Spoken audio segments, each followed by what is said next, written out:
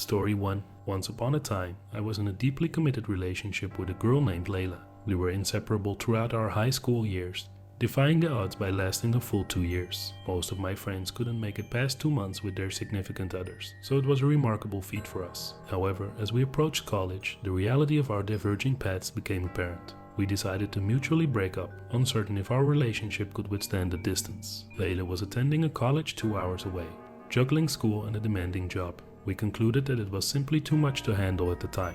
Being someone who values personal space, I felt that I needed time alone to be truly happy in a relationship. Even during our break, while juggling work and studies, I realized that I still didn't have enough me time. It was during this period that I realized I deeply cared for Layla and wanted her to be a part of my life. A little over a month after our breakup, we decided to give our relationship another chance. I was hopeful that we could work things out because I genuinely believed Layla was the person I wanted to spend the rest of my life with. We were determined to overcome the obstacles that had forced us apart. One day, I left campus to visit my family for a week. Being away from them for extended periods wasn't something I was accustomed to, so it was a welcome break. I informed Layla of my plans, and she seemed genuinely happy and supportive. However, as my stay with my family progressed, Layla's behavior began to change. I could sense that something was wrong by the way she texted me. Although she insisted that everything was fine, my gut told me otherwise. She suggested hanging out for the day, but I regretfully declined because I had already made plans to spend time with one of my younger brothers. We were going to the local rec center to swim and play basketball. Little did I know, this innocent decision would trigger a dramatic turn of events. Layla began bombarding my phone with an overwhelming number of messages. It became impossible to keep up as new messages flooded in before I could even finish reading the previous ones. Frustrated, I eventually silenced my phone and tried to focus on enjoying my day. I assumed she was just having a momentary breakdown and hoped she would calm down soon. However, I was mistaken. When I checked my phone an hour later, I was stunned to find over 100 messages, numerous missed calls, and multiple voicemails. It was unlike anything Layla had ever done before. The messages contained an array of accusations, with Layla even threatening suicide. She accused me of cheating and launched into endless paragraphs detailing her grievances. Overwhelmed, I couldn't bring myself to read all of them. I sent her a brief response, denying the accusations and assuring her that she was overreacting. Later that day, when I returned from the rec center with my brother, I walked into my bedroom only to find Layla sitting on my bed, arms crossed. I questioned my own senses, wondering if I was dreaming. As it turned out, my parents had let her into the house, completely unaware of the situation as I hadn't informed them. I never imagined Layla would go to such lengths to confront me. In that moment, I knew I had to end things with her. I firmly told her to leave, but she retaliated by threatening to accuse me of physical abuse if I didn't engage in a conversation with her. It was a vile lie, and I refused to succumb to her manipulative tactics. Knowing my parents wouldn't believe her, especially after seeing the messages she had sent me, Layla's behavior escalated further. She persistently tried to gaslight and manipulate me into talking to her. It reached a breaking point, and I had to ask my dad to intervene and get her out of my room in the house. My dad, frustrated with Layla's refusal to leave, raised his voice and firmly demanded that she depart. It was an utterly humiliating experience, having my personal turmoil play out in front of my family. Once Layla finally left, I blocked her on every possible platform and cut off all contact. I was determined to move on and leave her toxicity behind. A week later, I discovered that Layla had started dating my supposed best friend right after our breakup. It felt like a deliberate attempt to hurt me or gain my attention. I was deeply hurt and betrayed, but I refused to give her the satisfaction of a reaction. I completely cut both of them out of my life, realizing that my best friend couldn't have been a true friend to me if he could betray our bond in such a manner. With time, I surrounded myself with genuine and supportive friends. The pain gradually subsided, and I found myself happier than ever. Meanwhile, Layla's attempts to reach out to me continued. She created new accounts on Instagram, sending me random message requests. In one instance, she even apologized, while in another, she unleashed a torrent of hatred towards me. It was astonishing to witness the stark contrast between the girl I once wanted to spend my life with and the person she had become. I couldn't believe how blind I had been to her true nature. Reflecting on it, I felt fortunate to have seen her true colors before we had children or walked down the aisle together. I had indeed dodged a bullet. Layla's persistent attempts to contact me served as a constant reminder of the toxic relationship I had escaped. I remained steadfast in ignoring her, refusing to grant her any power over me or provide the gratification she sought.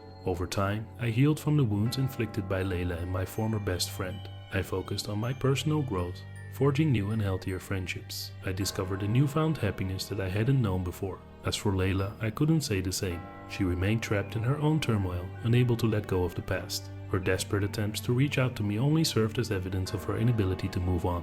Looking back on that tumultuous period of my life, I realized the importance of self-respect and the value of surrounding oneself with genuine people. I had learned to trust my instincts, prioritize my well-being, and walk away from toxic relationships. In the end, I emerged from the darkness stronger and wiser. The harrowing experience had taught me invaluable lessons about love, trust, and the significance of self-preservation. I carried these lessons with me as I embarked on a new chapter of my life, leaving the haunting memories behind and embracing the brighter future that awaited me. Story 2. 3 years ago, when I was just 18 years old, I found myself in a deeply unhealthy and toxic relationship with a woman I met on Tinder. Let's call her Emma for the purpose of this story. Despite our age difference of 8 years, we hit it off during our initial chat on the dating app. We decided to meet up, but there was a problem. Emma lived 40 minutes away, and neither of us had a car. I devised a plan and asked my mom if she could drive me to my friend's house. I didn't mention that the friend was actually Emma because I knew my mom would never agree to drive me to meet a 26-year-old girl from Tinder. Reluctantly, my mom agreed, and off we went on our little secret adventure. Within half an hour of arriving at Emma's house, she offered me an ecstasy pill. Being inexperienced with drugs, I hesitated but eventually gave in to curiosity. We had a night filled with excitement and enjoyment, completely oblivious to the consequences that would follow. For the following 2 weeks, I practically lived at Emma's place. Our time together consisted of getting drunk and attending parties. It was during this period that I officially asked Emma to be my girlfriend, although we were already acting like a couple. My mom didn't take the news well initially, feeling that I had deceived her, but she eventually accepted our relationship. Little did my mom know the extent of the toxicity that consumed our relationship. Emma and I spent most of our time under the influence of various substances, including alcohol, weed, and ecstasy. We were constantly in a haze of intoxication, and it took a toll on our well-being. Arguments became a regular occurrence, and Emma's behavior grew increasingly erratic. She accused me of cheating, claiming that she had gone through my phone and found messages between me and my longtime best friend. She went on a tirade, accusing me of flirting with my friend and displaying intense jealousy. It was a surreal experience, and I struggled to comprehend the source of her anger. During one particularly heated argument, Emma's rage escalated to a terrifying level. She threw objects around the house, destroying possessions in her path. Desperate to calm her down, I took her to our room, away from the company we had over at the time. My best friend, his girlfriend, and my dad were present, enjoying a small gathering in our backyard. Inside the room, Emma's aggression intensified. She physically assaulted me, hurling objects and even wielding a kitchen knife as a weapon. I was terrified and desperate for help. I managed to escape her clutches and ran outside to seek my dad's intervention. Upon hearing the commotion, my dad confronted Emma, resulting in a heated confrontation between them. The situation had spiraled out of control, and my dad and I decided it was time to leave. We departed with my best friend and his girlfriend, leaving Emma behind. It was the last time I saw her. Despite our breakup, Emma continued her attempts to contact me, even though she had a child and was married to someone else. Her persistence was baffling, considering the amount of time that had passed. I made a conscious decision to ignore her every time she reached out. Reflecting on the ordeal, I realized the extent to which I had been taken advantage of. Prior to meeting Emma, I had never dabbled in drugs and had lived a relatively sheltered life. She exploited my emotional vulnerabilities and immaturity to manipulate me into a destructive cycle of substance abuse. Emma's age, 9 years my senior, should have been a red flag from the start. Looking back, I remember her ominous comment when we first met, "You're never going to see your family again." At the time, I dismissed her remark as a harmless joke. However, in light of everything that transpired, it became evident that there was a sinister undertone to her words. It seemed as though she had planned this all along, luring me in with drugs and capitalizing on my vulnerabilities. Since the day of our breakup, I made a firm commitment to sobriety. I decided to steer clear of any mind-altering substances, except for the occasional drink with friends at the bar. It was a conscious effort to reclaim control over my life and break free from the toxic cycle that had consumed me during my time with Emma. Fortunately, I eventually found myself in a new and healthy relationship. My current girlfriend is understanding, supportive, and provides the stability and love that I had been missing. Together, we have created a nurturing environment where I can heal from the wounds inflicted by my past. However, the scars from that harrowing experience still linger within me. The emotional trauma and manipulation I endured during my time with Emma left lasting effects. It took time and introspection to rebuild my self-esteem and regain trust in others. I also recognized the importance of seeking professional help to address the psychological aftermath of the toxic relationship. Therapy became an essential tool in my healing process, allowing me to process my emotions, unravel the complexities of the past, and learn healthier coping mechanisms. Through this journey, I've discovered the strength within myself to overcome adversity and create a brighter future. I've become an advocate for mental health, sharing my story to raise awareness about the dangers of toxic relationships and substance abuse. Looking back, I'm grateful for the lessons learned from that dark period of my life. It taught me the value of self-love, boundaries, and the importance of surrounding myself with positive influences. I now prioritize my well-being and strive to maintain a balanced and fulfilling life. While the memories of that toxic relationship will always be a part of my past, I refuse to let them define my future. I am determined to move forward, embracing the newfound happiness and stability that I have cultivated in my life. In conclusion, my journey through the horrors of that toxic relationship serves as a reminder of the resilience of the human spirit. It is a testament to the power of self-discovery, healing, and the ability to forge a brighter path even after enduring the darkest of times. In the aftermath of that toxic relationship, I embarked on a journey of self-discovery and personal growth. I delved deeper into understanding the underlying factors that led me to be entangled in such a destructive dynamic. Through introspection and therapy, I confronted my own insecurities, vulnerabilities, and patterns of behavior that made me susceptible to manipulation.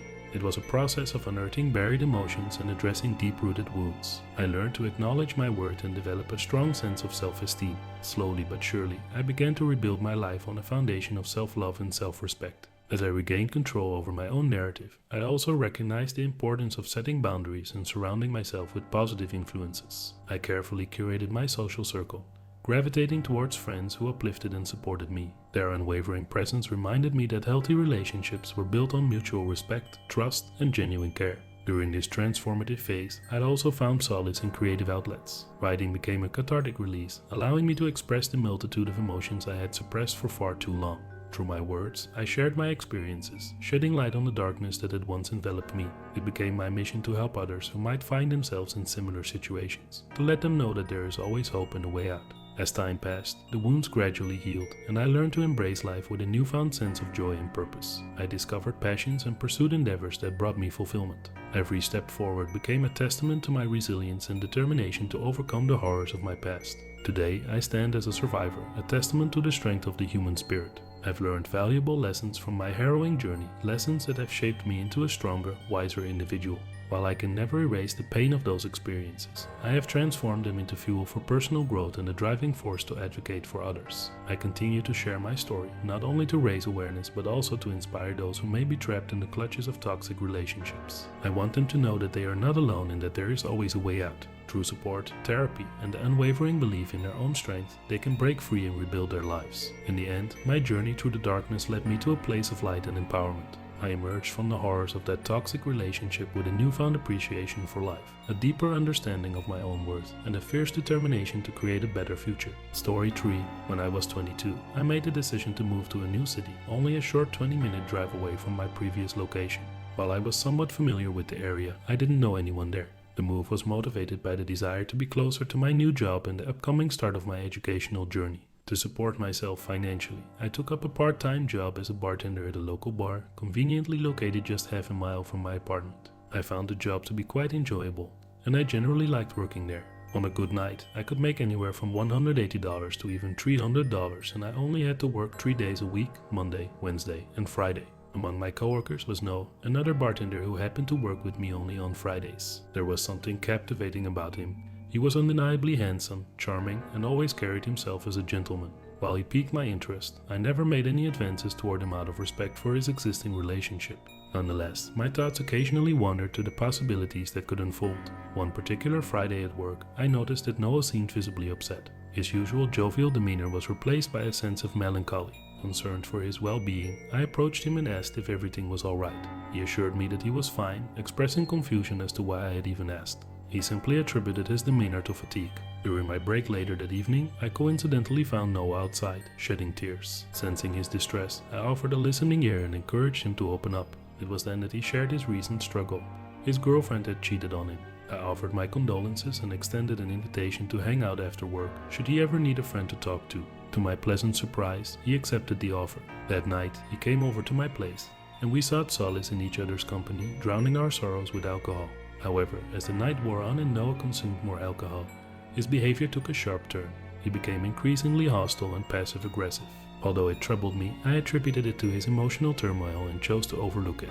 This pattern repeated itself, with Noah visiting my apartment almost every night. Our bond grew stronger, and I started to view our connection as something more than casual friendship. It felt like we were in a relationship, or at least that's how I perceived it. Unfortunately, our so-called relationship would be short-lived, lasting merely 2 weeks. During what would be our final encounter, I witnessed an entirely different side of Noah. Initially, everything seemed normal as we embarked on our usual routine. We took a late-night walk through the trails and spent some time swinging at the nearby park. I can't recall the exact trigger, but an argument erupted, escalating into an intense and heated exchange. Suddenly, without warning, Noah's anger boiled over and he resorted to physical violence. He struck me and proceeded to choke me until I lost consciousness. When I came to, disoriented and frightened, I found myself abandoned in the very trails we had walked together. By some stroke of luck, a young boy on his bike stumbled upon me, and his quick thinking saved me from further harm. He called the authorities and ensured my safety. It was later revealed that Noah's claim of his girlfriend's infidelity was nothing more than a fabrication. In truth, he had been physically abusive toward her throughout their relationship, and his unwillingness to accept the breakup led to his violent outburst. It became clear that Noah harbored a deep-seated hatred for women, a disturbing revelation that intensified my disdain for him. As much as I despised him, I couldn't help but hope that he would seek the help he needed to address his issues, not just for his own sake, but for the sake of any woman he might encounter in the future. It was evident that he carried deep-seated anger and unresolved trauma that fueled his abusive behavior. After the incident, I focused on my own healing and recovery. Physical scars eventually faded, but the emotional wounds took longer to mend. I sought therapy and support from loved ones who stood by my side during this difficult time.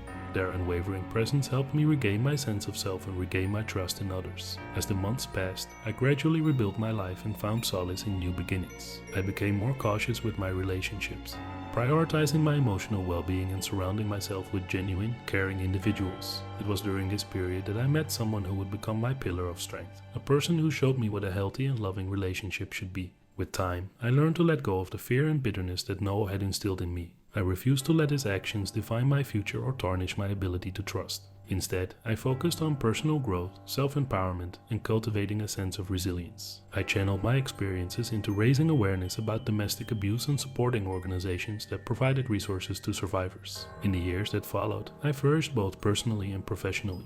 I completed my education and pursued a fulfilling career in a field that allowed me to make a positive impact. I continue to advocate for the rights of survivors and promote healthy relationships, determined to break the cycle of abuse. Noah's attempts to contact me after our breakup were met with resolute silence. I had no intention of engaging with someone who had caused me so much pain. It was essential for my healing to maintain distance and preserve my newfound sense of peace. Though the memories of that dark chapter lingered, they served as a constant reminder of my strength and resilience. I refused to let the horrors I experienced define me. Instead, I embraced the opportunity to rewrite my story and build a future filled with love, compassion, and personal growth. Today, I stand as a survivor, a testament to the power of healing and the resilience of the human spirit. I use my voice to inspire others to break free from toxic relationships, seek support, and prioritize their well-being. No one deserves to endure the pain of abuse, and I am committed to spreading awareness and fostering a society where love, respect, and empathy prevail.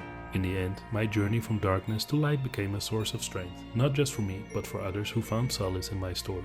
I am a living testament to the fact that even in the face of unimaginable horror, one can rise above and find a path to a brighter, more fulfilling future. As time went on, I became an advocate not only for survivors of domestic abuse, but also for mental health awareness. My own experience had highlighted the importance of addressing underlying emotional trauma and seeking professional help.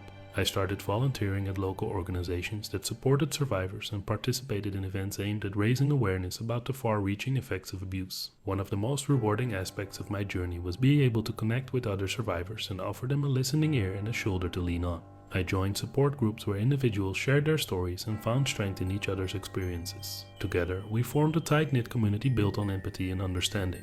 In my efforts to raise awareness, I also began writing articles and sharing my story on various platforms. The messages of support and gratitude I received from readers reinforced my belief that speaking out and breaking the silence surrounding abuse was essential. It was a way to empower not just myself but also others who had endured similar ordeals. In my personal life, I surrounded myself with a strong support system of friends and family who encouraged my healing and growth. Their unwavering love and encouragement propelled me forward, and I am forever grateful for their presence in my life. Over time, I discovered the power of self-care and self-love. I explored new hobbies and pursued activities that brought me joy and a sense of fulfillment. Engaging in yoga and meditation provided me with a sense of grounding and helped me reconnect with my inner strength. Through self-reflection and introspection, I began to rebuild my self-esteem and develop a renewed sense of purpose. In the midst of my healing journey, I also found love again. This time, it was with a partner who respected and cherished me, someone who understood the importance of trust, communication, and empathy in a relationship. Together, we created a safe and nurturing space where we could grow as individuals while supporting each other's dreams and aspirations. As I continued on my path of healing and empowerment, I realized that my story had the potential to inspire change on a broader scale.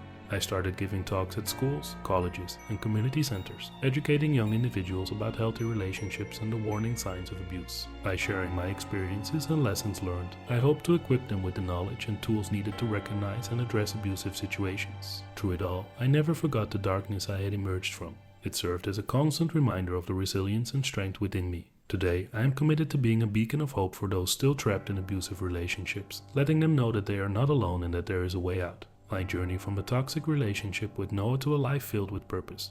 Healing and love was not easy, but it was worth every step. I am no longer defined by my past, but rather by the person I have become, a survivor, an advocate, and a source of inspiration for others. By turning my pain into purpose, I have found a profound sense of fulfillment and a deep appreciation for the resilience of the human spirit.